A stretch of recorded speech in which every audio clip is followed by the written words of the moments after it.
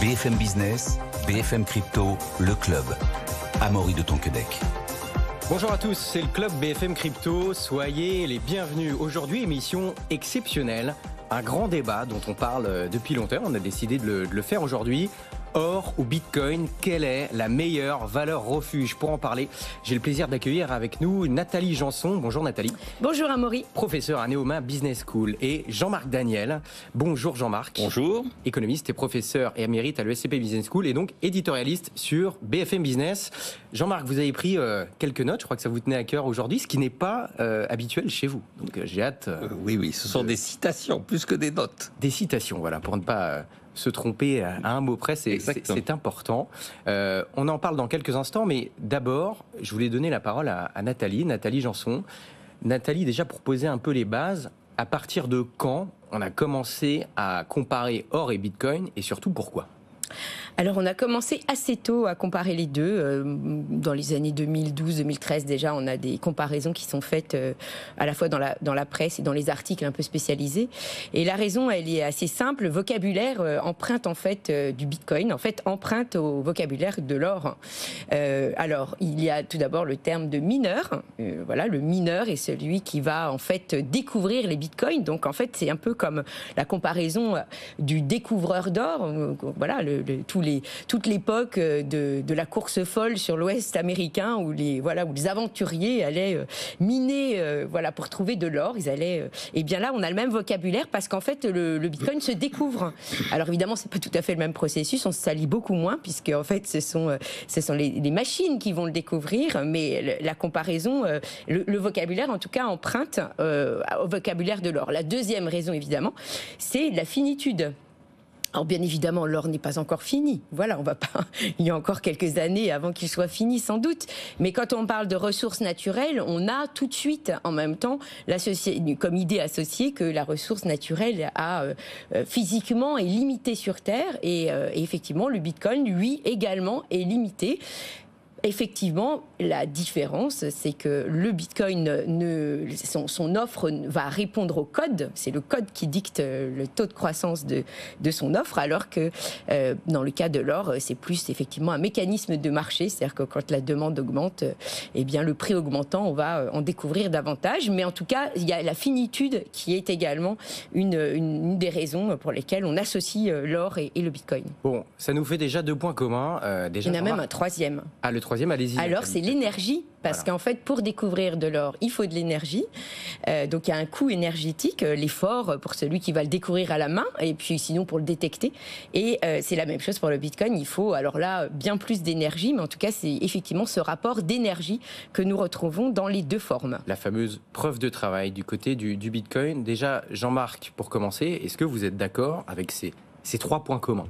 Je suis assez d'accord avec ça, avec le fait qu'effectivement, les gens qui ont lancé le Bitcoin ont voulu utiliser le prestige de l'or. Ils se sont calés, effectivement, les mots ont été utilisés, mais pour moi, c'est moins le mineur que l'alchimiste qui est la référence. C'est-à-dire la capacité à créer de l'or à partir de rien et à mener une sorte d'opération d'esbrouf. J'ai trouvé le moyen d'avoir de l'or sans justement travailler. L'alchimiste, c'est celui qui, par un procédé qui est un procédé magique, qui est un procédé chimique, récupère une certaine quantité de plomb qui ne vaut rien, et par ce procédé, par abracadabra, transforme tout ça en or. Et donc, justement, il y a derrière le Bitcoin plutôt l'alchimiste, à mon avis, que le mineur. Alors, la deuxième chose, c'est qu'il y a eu aussi, entre le Bitcoin et l'or, le rapport ambigu au statut de monnaie. C'est-à-dire qu'officiellement, maintenant, l'or n'est plus de la monnaie. C'est-à-dire que depuis 50 ans, depuis 1973, l'or a été expulsé du système monétaire international. Mais je pense que l'or est quand même dans l'inconscient collectif la monnaie ultime, la monnaie de référence. Je vais faire 2 citations. Une première citation, c'est le général de Gaulle en 1965. Il défend l'or et il dit « En vérité, on ne voit pas à cet égard qu'il puisse y avoir de critères d'étalon autres que l'or. L'or qui ne change pas de nature, qui se met indifféremment en barres, en lingots ou en pièces, qui n'a pas de nationalité, qui est tenu éternellement et universellement comme la valeur inaltérable. » Et donc l'or, c'est le fondement de la monnaie, c'est pour le général de Gaulle ceux qui doivent fonder la monnaie. Alors depuis 1973, c'est pas le cas, sauf que les banques centrales qui gèrent la monnaie n'arrêtent pas d'acheter de l'or. C'est-à-dire qu'encore l'année dernière, elles ont considérablement augmenté leur stock d'or. Les États-Unis, qui sont à l'origine normalement de la démonétisation de l'or, ont une banque centrale qui détient le plus important stock d'or du monde. Mais alors, Jean-Marc, ça, est-ce que c'est pas dû au fait, à la différence d'âge de ces deux actifs? C'est-à-dire que l'or a plus de 6 000 ans d'histoire. Oui, c'est ça, c'est presque 7 000. Oui. Voilà, presque 7 000 ans d'histoire, alors que le Bitcoin n'a seulement que 15 ans. Est-ce que Nathalie, vous pensez que ce que dit Jean-Marc, effectivement, qui est juste sur l'or, est-ce que c'est dû aussi au fait que Bitcoin soit encore dans sa phase d'adolescence, si j'ose dire? Alors oui, les débats sont très nombreux. Enfin, ils ont commencé tout de suite, en fait, chez les économistes monétaires, ceux qui sont spécialistes de la monnaie. Ça a été tout de suite, une fois le Bitcoin avec ses premières transactions, on a déjà les premiers articles scientifiques sur la question, mais est-ce que c'est une monnaie? Parce que c'est tout de suite ce qu'il y a. Et là, effectivement, on lui a souvent reproché de ne pas en être une, parce que c'est pas un moyen de paiement généralisé, parce que c'est pas une réserve de valeur, c'est volatile, parce que ce n'est pas une unité de compte. Alors, effectivement, à ça, on répond fréquemment, en tout cas ceux qui veulent y voir une monnaie dans le Bitcoin, que déjà, c'est pas instantané, c'est-à-dire que même l'or n'est pas devenu instantanément une monnaie. C'est un processus, un moyen de transaction émerge de transactions. Effectivement, c'est comme ça que l'or a émergé, comme l'a rappelé très, très, très simplement Jean-Marc, et très clairement, il a émergé comme étant celui qui était le meilleur en termes de transactions, pour toutes les qualités énoncées, c'est-à-dire qu'effectivement, on peut le tester, on peut le diviser, il est reconnu par tout le monde, parce qu'effectivement, on voit bien que à travers, c'est un peu transculturel, l'or a une valeur, voilà, c'est comme ça, soit parce que c'est en Inde, il représente beaucoup, c'est une valeur importante, et dans tous les, à cause de la bijouterie aussi, mais même avant, dans les temps très anciens, on a toujours considéré l'or comme une matière précieuse. Alors là, justement, c'est intéressant, parce que je crois savoir que pour Jean-Marc, ce qui donne de la valeur à l'or, c'est que pour vous, Jean-Marc, il y a une utilité à l'or, et pour vous, le Bitcoin, il n'y en aurait pas. Oui, exactement. Oui. Pour moi, alors, c'est à partir du moment où on sort du débat sur le fait de savoir si c'est ou non une monnaie. Donc, pour moi, c'est clair. Vous vous souvenez du petit livre rouge, qui était plutôt un gros livre rouge, que j'ai brandi dans une émission précédente, qui s'appelle le Code monétaire et financier, qui explique bien que la monnaie dans ce pays, c'est l'euro qui est effectivement organisé autour de la banque centrale. Jean-Marc légaliste, alors ça, c'est une première quand même pour moi. La loi, c'est important, il faut respecter la loi. Et donc, le Code monétaire et financier est clair. Ensuite, en termes d'actifs, est-ce que c'est effectivement... Parce qu'on peut dire, on peut dire la même chose de l'or maintenant, puisque l'or n'est plus utilisé, même si les banques centrales n'arrêtent pas d'accumuler de l'or. C'est la Chine cette année qui a battu des records. La Chine, oui, qui a battu des records. Et des achats nets. Oui. Et donc, les banques centrales se précipitent vers cet actif qui est effectivement, pour elles, un actif qui préserve l'avenir. Alors, est-ce qu'en tant qu'actif, l'or est utile? Je pense que l'or est utile parce que, effectivement, les gens qui détiennent de l'or ont une triple conviction. La première conviction, c'est que son cours va avoir plutôt tendance à augmenter. Et donc, effectivement, quand on a arrêté d'utiliser l'or sur des bases monétaires, on était à 42 $ l'once. Maintenant, on est à plus de 2000 $ l'once. Il y avait une vieille règle qui était la règle qu'on appelait la règle de Raymond Barre. Raymond Barre, c'était l'ancien Premier ministre qui était économiste, et il disait, finalement, quand on regarde bien, le prix du pétrole doit être égal au 10e du prix de l'or. Parce que le pétrole, ça représente l'activité économique, et l'or, ça représente effectivement les anticipations sur la croissance économique future. Donc, il y a une sorte de vision de long terme qui fait que le prix de l'or doit être 10 fois le prix du baril de pétrole. On est à ce moment à 80-90 $ le baril, et on n'est pas à 900 $ l'once d'or. Donc l'once d'or surperforme par rapport aux analyses qu'avaient pu faire les économistes. Autre élément, si vous prenez le franc suisse, qui est quand même l'élément de stabilité de référence. C'est le substitut à l'or. Le substitut à l'or. Donc tout le monde considère que c'est un peu as good as gold. Exactement. Or, quand vous regardez en 1913, pour avoir un gramme d'or, il fallait 3,5 francs suisses. Maintenant, il en faut 57. Alors effectivement, l'or a une des performances très intéressante, mais si on regarde pareil sur le Bitcoin, depuis 14-15 ans, au début ça valait rien, voire quelques centimes, et aujourd'hui ça vaut beaucoup plus. Oui, alors on n'est pas là pour parler du cours aujourd'hui, mais... Oui, et juste mon dernier argument, c'est que c'est ça qui fait la force de l'or, c'est que, bon, il a performé et tout ça, et il y a la conviction chez les gens qui le détiennent que s'ils veulent s'en débarrasser, ils trouveront quelqu'un pour l'acheter. Ne serait-ce que les banques centrales, puisque les banques centrales sont toujours là, en situation de réclamer, d'être en situation de vouloir de l'or. Mais alors, quand vous avez du Bitcoin, ça marche tant qu'il y a quelqu'un en face qui veut l'acheter. Si à un moment donné, Il y a des gens qui disent, écoutez, il faut se tirer de ce système, de ce secteur très rapidement. Il faut faire ça, il faut empocher, parce que le seul objet, le seul intérêt, la seule utilité du Bitcoin en ce moment, c'est un objet spéculatif. C'est ceux qui achètent ne peuvent le garder et l'acheter que parce qu'ils ont la conviction qu'à un moment donné, ils pourront s'en défaire et le vendre à un prix supérieur qui a été leur prix d'achat. Ça, on peut dire ça sur pas mal de matières premières, pas mal d'actifs, sur n'importe quelle entreprise qui est cotée en bourse, même s'il y a une entreprise derrière. Il y a quand même une forme de spéculation derrière. Oui, mais il y a quand même le marché spécule par définition. Le marché spécule par définition. Mais quand vous achetez un appartement, vous avez la possibilité de vous loger. Quand vous achetez des actions, vous êtes propriétaire d'une entreprise qui produit. Mais quand vous achetez une obligation, vous êtes sûr d'avoir un flux d'intérêt qui va vous arriver. Quand vous achetez du Bitcoin, vous êtes purement dépendant du moment où il y a quelqu'un qui va dire... Ceci était une arnaque. Mais un appartement, ça peut être pareil. Par exemple, si on achète un appartement dans une zone qui, à partir d'un moment, se déprécie, on peut avoir acheté un appartement à un prix fort et derrière, personne ne veut le racheter à ce prix. Moi, je suis persuadé que quand on achète un appartement, on peut perdre de l'argent. Quand on achète du Bitcoin, on va perdre de l'argent. Ah bah ça dépend. Donc je vais un petit peu quand même défendre tout ça. Alors là, on est effectivement dans un des cœurs du débat, qui est très, très fréquent, pareil, dans les papiers académiques, qui est donc le problème de la valeur intrinsèque, à savoir est-ce que le Bitcoin a ou pas cette valeur intrinsèque, l'or l'ayant, cette valeur intrinsèque. Et la valeur intrinsèque, en fait, ça se définit très simplement, ça veut dire qu'il y a un usage alternatif. Donc effectivement, l'or a un usage alternatif. C'est-à-dire que quand on a utilisé l'or au début... il y a très très longtemps comme usage monétaire, on ne s'est pas posé la question de sa valeur, de savoir si elle était positive ou pas, puisque de fait, elle avait une valeur industrielle ou une valeur en bijouterie. Donc l'or, de fait, avait une valeur. Donc comparativement à ce qu'on allait échanger avec, forcément, on ne se posait pas de questions. Effectivement, le Bitcoin étant quelque chose de totalement nouveau, puisqu'en fait, il offre des services que et malgré effectivement les critiques acerbes de Jean-Marc, je vais quand même essayer de convaincre que ça a un sens, c'est-à-dire qu'en fait, ça en fait offre une autre manière de réaliser des paiements qui va bypasser notre système bancaire traditionnel, c'est-à-dire que ça permet de transférer de la valeur entre deux personnes, et ce sans passer par un tiers de confiance. Donc si effectivement on le prend comme un réseau de paiement, en effet, il a bien une valeur, il a même une valeur alternative, puisqu'il peut transférer autre chose que des paiements, puisqu'il horodate aussi tout ce qui se passe.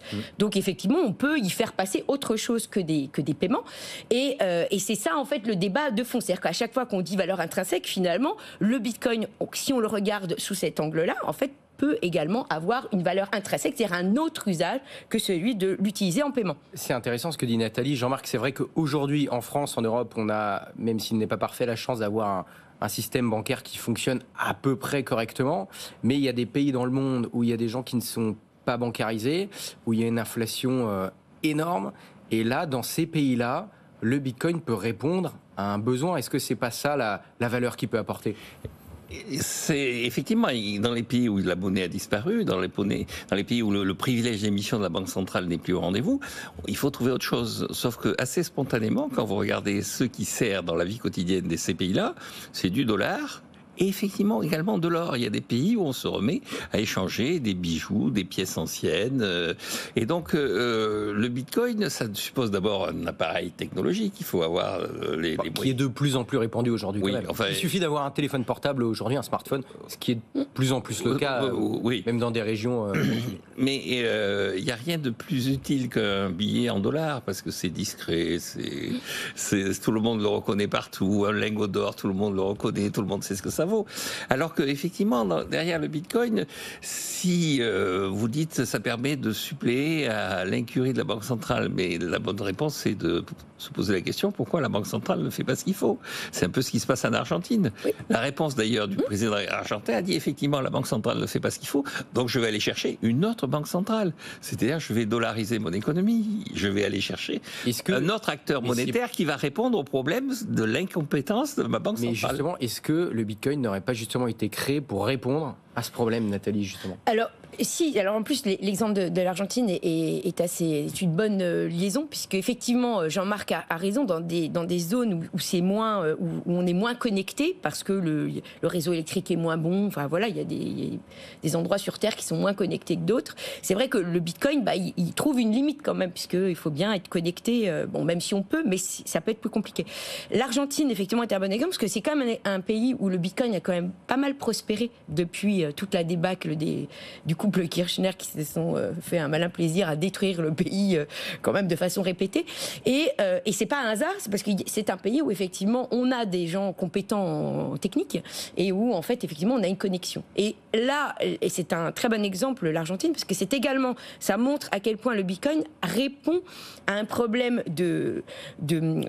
d'ingérence financière. C'est-à-dire qu'en Argentine, effectivement, ça fait très longtemps que, comme l'a rappelé Jean-Marc, il y a des dollars qui circulent. Je veux dire, c'est vraiment la seconde monnaie depuis extrêmement longtemps. On peut même pas, enfin, on a même du mal à se rappeler quand, en fait, il n'y a pas eu le dollar qui circulait. Parce que dès les années 60-70, quand il y a eu du surendettement, on avait déjà du dollar parallèle. Donc, de toute façon, le dollar, c'est une seconde nature chez eux. C'est un réflexe à chaque fois que le système monétaire ne se porte pas bien. Ils vont vers le dollar. Sauf que la Banque centrale a quand même le pouvoir de les bloquer, ces dollars, quand ils sont évidemment sous forme de compte, ce qui était assez fréquent en Argentine. On avait souvent des doubles comptes pour pouvoir continuer à utiliser des monnaies qui étaient un peu plus stables. Et le problème, c'est que quand ils font un contrôle des capitaux avec un contrôle sur ce que vous faites de votre argent, eh bien là, on est content d'avoir le Bitcoin, parce que le Bitcoin, c'est la porte de la liberté. Effectivement, on peut posséder réellement ses propres actifs, ce qui était le cas aussi au Liban, où les gens se sont retrouvés à aller braquer leur propre banque pour aller chercher leurs propres fonds qu'on leur interdisait de retirer. Jean-Marc, là, est-ce que c'est pas quand même un des avantages, une sorte de valeur du Bitcoin, sachant qu'évidemment, je le précise, aujourd'hui en France, en Europe, on a la chance pour l'instant de ne pas avoir ce genre de problème? Non, c'est pas un avantage et c'est même pas une garantie. Encore une fois, quand vous avez du Bitcoin, vous ne savez pas à quel moment il va disparaître. Vous ne savez pas si c'est dans la minute qui suit ou si c'est dans un siècle. Qu'est-ce que vous entendez par disparaître?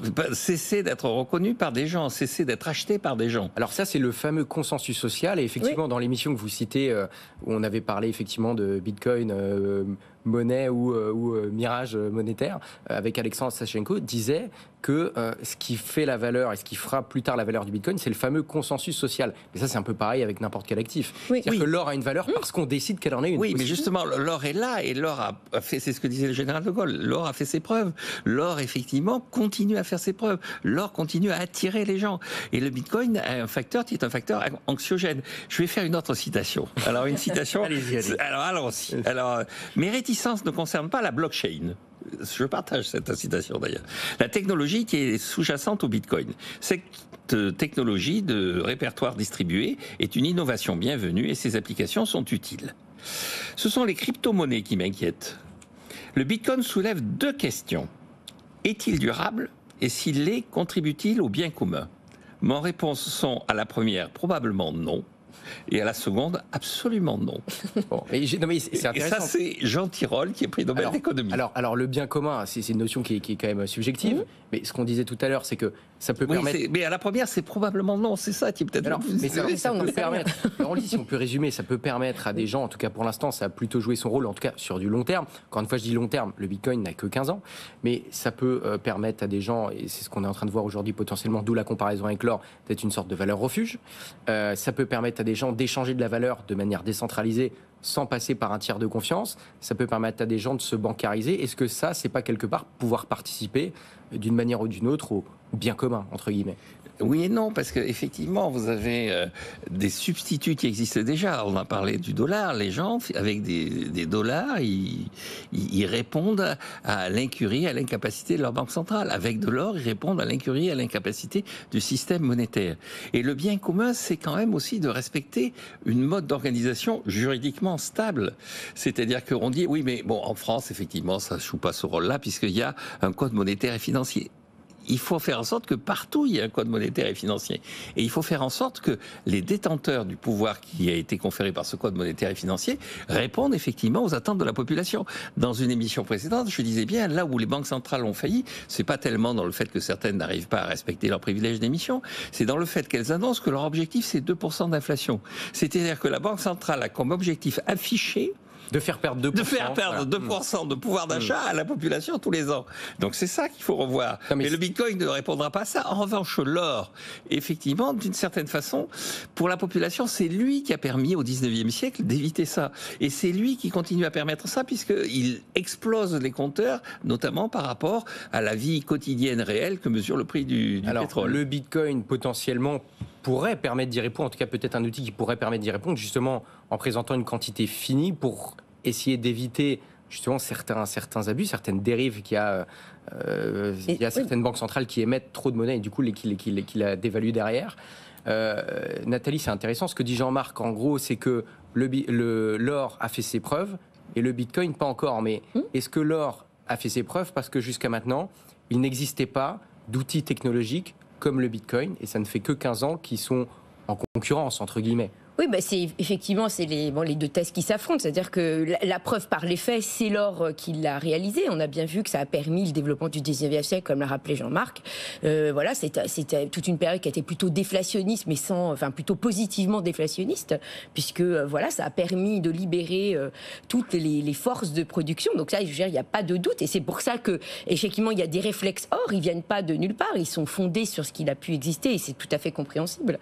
Maintenant, effectivement, on a face à lui quelque chose de complètement nouveau qui effectivement a quelques avantages en plus par rapport à l'or, c'est-à-dire qu'il est beaucoup plus facile de transporter puisque c'est digital, il se divise beaucoup plus facilement également, il a cette qualité effectivement de pouvoir d'avoir une vitesse de transaction qui est beaucoup plus rapide aussi, c'est-à-dire que quand quand on veut effectivement se soustraire au contrôle d'échange de son pays, qu'on soit libanais ou argentin, ça va beaucoup plus vite que si on sort de l'or. Donc il y a quand même, il y a des avantages technologiques indéniables. Et pour le moment, en effet, le Bitcoin, il va aussi par la preuve des faits. C'est-à-dire que là où il réussit des succès, eh bien, les gens le regardent positivement. Et c'est pour ça que, du coup, sa valeur continue à augmenter. Ce qui est intéressant dans la valeur du Bitcoin, c'est que si on prend le cours en tendance longue, on s'apercevra qu'il n'a jamais, à chaque fois qu'il a rechuté, ce qui est arrivé plusieurs fois, évidemment, dans sa jeune histoire, il y a plusieurs bulles qui ont été après crevées, eh bien, en fait, il redescend jamais plus bas de là où il a démarré. Oui, les plus bas sont toujours plus hauts. Voilà, exactement. Donc on a bien un trend positif. D'ailleurs, avec un de mes collègues, on avait coécrit un papier sur ça, sur savoir si effectivement on avait bien une tendance longue à la hausse. Et cette tendance longue à la hausse, elle est là. Donc c'est bien qu'effectivement on prête une valeur positive au Bitcoin. Et puis après, il y a quelques études que je n'ai pas pu afficher, vous montrer en fait les graphes, mais qui étaient assez intéressants, où en fait on compare depuis 2008 en fait les rendements du Bitcoin avec, il y avait Microsoft, il y a le dollar, il y a l'or évidemment, et effectivement on voit que celui qui a cumulé entre 2008 et 2023, celui qui a sur cette période en tout cas au niveau des rendements, c'est le Bitcoin est au-dessus des autres. Alors l'or n'est pas loin juste après, mais néanmoins le Bitcoin sur cette période est plus important. L'or dans son histoire a quand même été volatile, même si le Bitcoin l'est encore beaucoup, il l'est de moins en moins, et voilà, on a par exemple, l'or a été multiplié par 11 entre 1970 et 1980, puis divisé par 3 entre 80 et 84, à nouveau divisé par 2 entre 84 et 2001.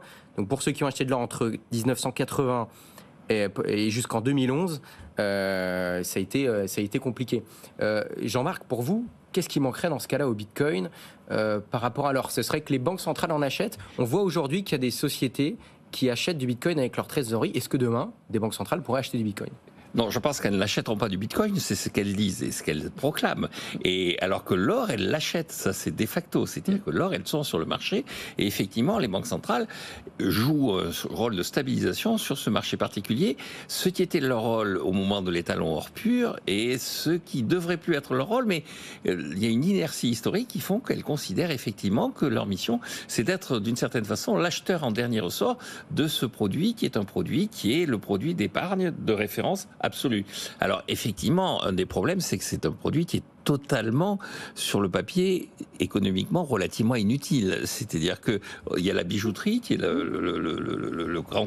Je crois qu'il y a encore un peu de dentaire. Un peu de dentaire. C'est ce que disait Johnson quand De Gaulle disait ça. Le président des États-Unis, c'était Johnson. Et il avait répondu à ce discours en disant, est-ce que le président De Gaulle a conscience que ça ne se mange pas à l'or? C'est-à-dire que quand il aura son stock d'or, si jamais il y a le moindre problème, il ne pourra pas en manger. Ça ne sert à rien. Alors, effectivement, ça ne sert à rien, mais pour celui qui le détient, je maintiens, il y a deux certitudes. La première certitude, c'est qu'il a un objet qui est reconnu, comme le disait le général de Gaulle, qui est reconnu par le temps, par l'histoire, par les coutumes. Et deuxièmement, il y a un acheteur qui, pour l'instant, n'a jamais été absent. Alors que sur le Bitcoin, on ne sait pas très bien ce que c'est, même si, comme le dit Tirole, la technologie est assez impressionnante. Et probablement, non, ce n'est pas durable. Il y a un moment où il faudra... Le véritable enjeu dans tout ça, c'est d'être le dernier à pouvoir vendre au cours fort. Alors, ça, l'histoire nous le dira, mais pour l'instant, des acheteurs sur le Bitcoin, il y en a eu, il y en a de plus en plus, parce que, comme on l'a dit tout à l'heure, pour l'instant, le cours ne fait que s'apprécier. Nathalie, il nous reste 1 minute. Qu'est-ce qu'on pourrait... je ne sais pas, qu'est-ce que vous avez envie de dire à la fin de ce Alors là, on voit que débat. le Bitcoin est porté par le même instrument qui a aussi fait la liquidité et l'augmentation du prix, il faut quand même le savoir, de l'or, qui est l'ETF. L'ETF a aussi beaucoup l'ETF or a beaucoup contribué en fait à l'envolée d'investissement sur l'or.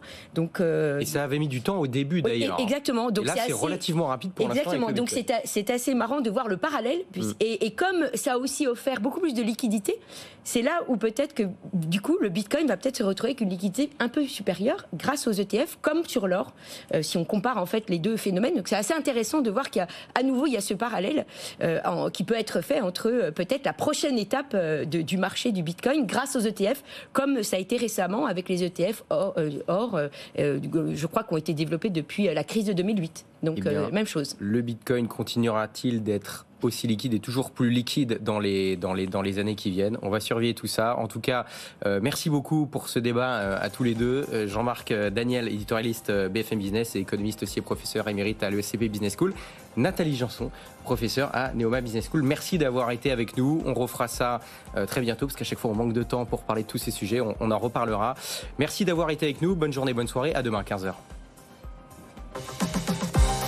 BFM Business, BFM Crypto, le club.